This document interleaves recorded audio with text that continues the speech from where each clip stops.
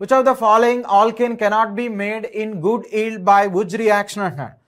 So Wurtz reaction, yes. So దీనికి answer అనేటువంటిది ఏమొస్తుంది? Carbon monoxide how much released?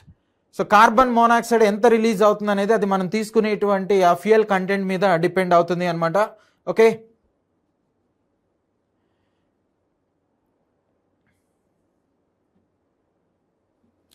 So ఈ కార్బాక్స్ ఈ CO అనేటువంటిది ఏదైతే ఉందో ఇది ఒక లైగండ్ కదా.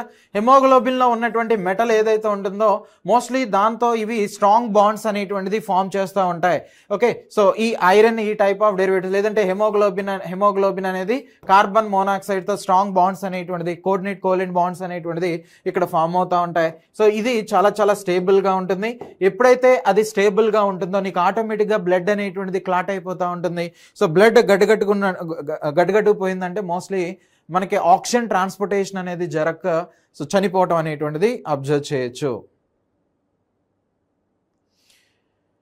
Yes, so next one. So ఈ సేఫెస్ట్ లెవెల్ అనేటువంటిది ఉంది అండి. CO అనేటువంటిది తీసుకున్నట్లయితే carbon monoxide suppose less 9 ppm. Okay, so 9 ppm less than 9 ppm అనేటువంటిది సేఫెస్ట్ వన్ అనమాట.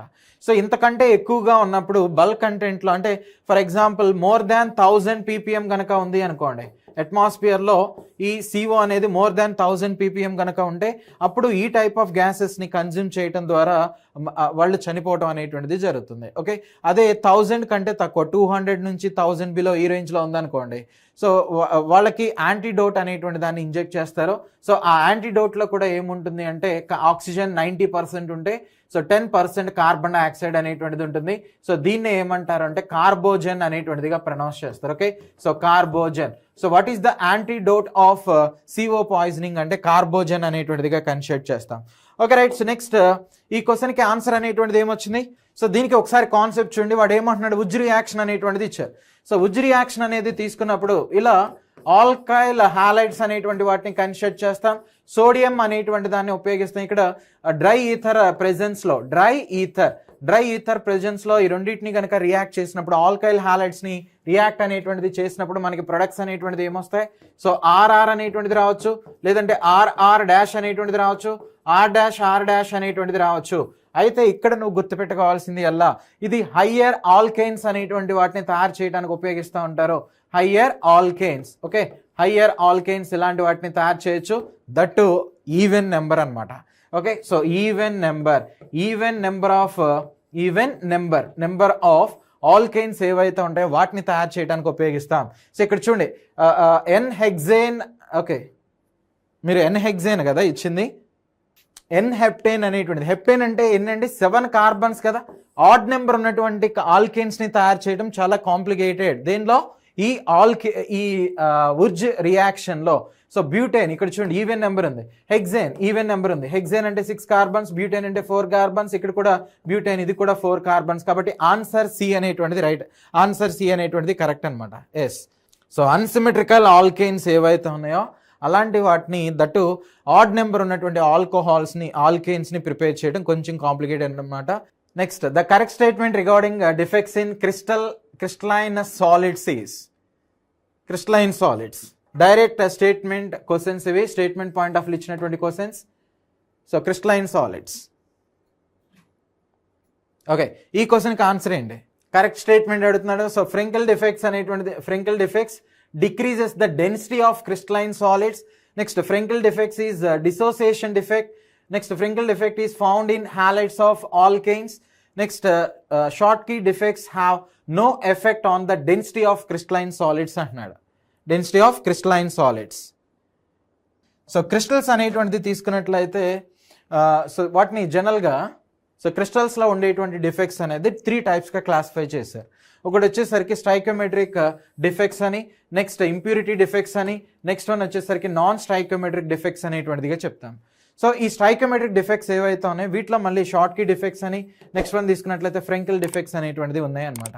ఇప్పుడు వాడు అడిగింది ఈ రెండింటి గురించి ఇచ్చినటువంటి కాన్సెప్ట్ మీద అడుగుతున్నాడు.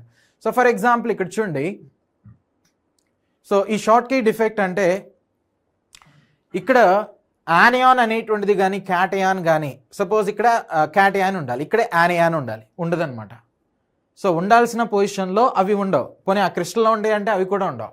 సో క్రిస్టల్లో ఎన్ని యానియాన్స్ అయితే ఉండాలో అన్ని యానియాన్స్ ఉండవు, అన్ని క్యాటయాన్స్ ఉండవు. సో దానివల్ల నీకేమవుతుంది, అక్కడ గ్యాప్ అనేటువంటిది వచ్చేస్తుంది, అంటే క్యావిటీస్ అనేటువంటిది వచ్చేస్తున్నాయి. So density D is equal to నీకేమవుతుంది, మాస్ బై వాల్యూమ్ అనేటువంటిది అవుతుంది. నీకు మాస్ అనేది తగ్గిపోతుంది కదా ఇక్కడ.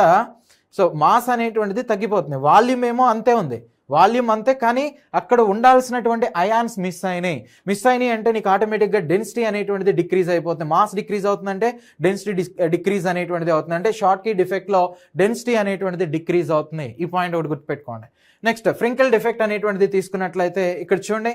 సో సపోజ్ ఇక్కడ అయాన్స్ అనేటువంటిది క్యాటయాన్ ఇలాంటిది ఇక్కడ ఉండాలి, కానీ అది ఏమవుతుంది, ఉండాల్సినటువంటి పొజిషన్లో నుంచి డిస్ప్లేస్ అయ్యి ఎక్కడికి వెళ్ళింది, ఆ క్రిస్టల్ నుంచి కంప్లీట్గా బయటకు వెళ్ళిపోయిందా, ఆ లాటిస్ నుంచి బయటకు వెళ్ళిపోయిందా, వెళ్ళలా.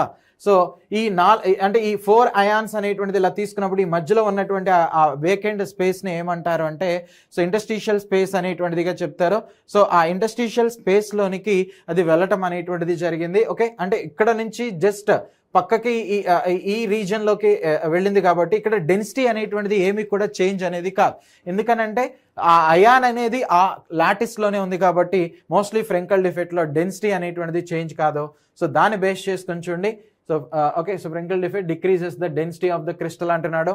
So Frenkel defects is dislocation defect. Yes, so dislocation defect. Next Frenkel defect is found in halides of alkaline metals. Yes, alkaline మెటల్స్లో ఈ టైప్ ఆఫ్ డిఫెక్ట్స్ అనేటువంటిది ఫైండ్ అవుట్ చేయొచ్చు. Next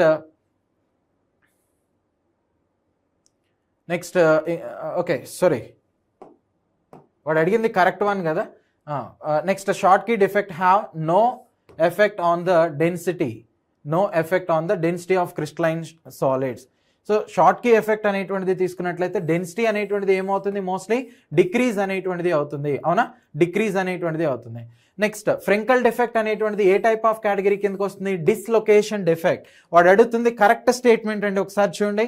so dislocation, so option B అనేటువంటిది right answer అనమాట. Option B అనేటువంటిది ఏదైతే ఉందో అది రైట్ ఆన్సర్. ఎందుకనంటే అది కంప్లీట్గా డిస్లొకేషన్ వలన, ఇక్కడ చూడండి, ఇక్కడ ఉండాల్సినటువంటి అయాన్ సో డిస్లొకేట్ అనేటువంటిది అయింది కాబట్టి ఆప్షన్ బి అనేటువంటిది రైట్ ఆన్సర్ అనమాట. ఆప్షన్ బి అనేటువంటిది right answer. Yes, very good, option B. So mostly ఇది ఇక్కడ ఇచ్చినటువంటి క్వశ్చన్లో Frenkel defect decreases the density అంటున్నాడు. డెన్సిటీ అనేటువంటిది డిక్రీజ్ కాదు, డిస్లొకేట్ అనేటువంటిది అవుతుంది. సో నెక్స్ట్ ఈ ఆల్కైల్ హ్యాలైడ్స్, అంటే ఆల్కైల్ హ్యాలైడ్స్ అంటే ఏ నేచర్ ఉంటాయి, అయానిక్ నేచర్ అనేటువంటిది ఉంటాయి. అవునా, ionic nature. Mostly ionic nature ఉన్నటువంటి ఈ టైప్ ఆఫ్ డెరివేటివ్స్లో ఎక్కువగా ఏ డిఫెక్ట్స్ అనేది మనం అబ్జర్వ్ చేయొచ్చు అంటే షార్ట్ కీ డిఫెక్ట్స్ అనేటువంటిది అబ్జర్వ్ చేయొచ్చు. కాబట్టి ఈ స్టేట్మెంట్ కూడా wrong, option B is the right answer. So next question చూడండి గైస్. నెక్స్ట్ క్వశ్చన్, ఈ క్వశ్చన్కి ఆన్సర్ ఏమొస్తుందో చూడండి. Which of the following can be used as the halide component for Friedel Crafts alkylation అంటున్నాడు. Friedel Crafts alkylation. So chlorobenzene, bromobenzene, chloroethene, next isopropyl chloride అనేది ఇచ్చారు. Okay, electronegativity value 1.7. అవును, ionic bond అనేది form అవ్వాలి అంటే ఎలక్ట్రోనెగటివిటీ డిఫరెన్స్ అనేది 1.7 కంటే ఎక్కువగా ఉండాలి. కోవలెంట్ బాండ్ అనేది తీసుకున్నట్లయితే 1.7 కంటే తక్కువగా ఉంటుంది. చీట్ కోడ్స్లో ఎలిమినేషన్ టెక్నిక్ అని ఒకటి ఉంటుంది. ఆ ఎలిమినేషన్ టెక్నిక్ ద్వారా మీరు ఈ క్వశ్చన్ని సాల్వ్ చేయొచ్చు. అసలు ఆన్సర్ ఏం తెలియదు. ఓకే, సో కానీ చిన్న బేసిక్స్ నీకు ఐడియా ఉంది. సో క్లోరోబెంజిన్ ఇది ఒక ఆరోమాటిక్ కాంపౌండ్, దీనిలో డబుల్ బాండ్స్ ఇలాంటివి ఉంటాయి. ఓకే, నెక్స్ట్ బ్రోమోబెంజిన్ ఇది కూడా సో డబుల్ బాండ్స్ ఇలాంటివి ఉంటాయి. So aromatic compound. నెక్స్ట్ క్లోరోఈథిన్ అనేటువంటిది ఇచ్చారు. సో అంటే CH2 double bond CH single bond Cl, ఇది క్లోరోఈథిన్ అనమాట. ఇక్కడ ఇచ్చినటువంటి వాటిలన్నిటికీ కూడా సిమిలారిటీ అనేటువంటిది ఉంది చూసారా, ఈ మూడింటికి కూడా. సో మోస్ట్లీ ఇవి డబుల్ బాండ్ డెరివేటివ్స్కి రిలేటెడ్గా ఉన్నాయి, కానీ ఈ ఒక్కటే మాత్రమే చాలా డిఫరెంట్గా ఉంది, ఐసోప్రొపైల్ క్లోరైడ్ అనేటువంటిది. సో ఐసోప్రొపైల్ అంటే ఇలా 3 కార్బన్స్ అనేటువంటిది ఉంటాయి. So CH3, next CH3, next CH2. So ఇక్కడ ఇలా ఉంటే దీన్ని ఐసోప్రొపైల్ క్లోరైడ్ అనేటువంటిదిగా కన్సిడర్ చేస్తాం, ఐసోప్రొపైల్ క్లోరైడ్. సో ఈ ఐసోప్రొపైల్ క్లోరైడ్ అనేటువంటిది మోస్ట్లీ ఫెరిల్క్రాఫ్ట్ ఆల్కైలేషన్లో ఈజీగా ఒక హైడ్రోజన్ బదులు రీప్లేస్ అనేటువంటిది అవుతుంది. ఓకే, సో హైడ్రోజన్ బదులు ఈజీగా రీప్లేస్ అవుతుంది. ఎందుకని, సపోజ్ ఇలా ఒక బెంజీన్ అనేటువంటి దాన్ని తీసుకున్నప్పుడు బెంజీన్, సో దీని మీద AlCl3 ఏదో ఒక లూయిస్ యాసిడ్ అనేటువంటి దాన్ని యూజ్ చేయాలి. సో ఇప్పుడు బాండ్ అనేటువంటిది నీకు ఇలా బ్రేక్ అవుతుంది. బ్రేక్ అయిన తర్వాత Cl+ అని, నెక్స్ట్ Cl- అని, Cl- నెక్స్ట్ CH2+ అనేటువంటిది వస్తుంది. ఇది సెకండరీ కార్బోకాటయాన్ అనమాట.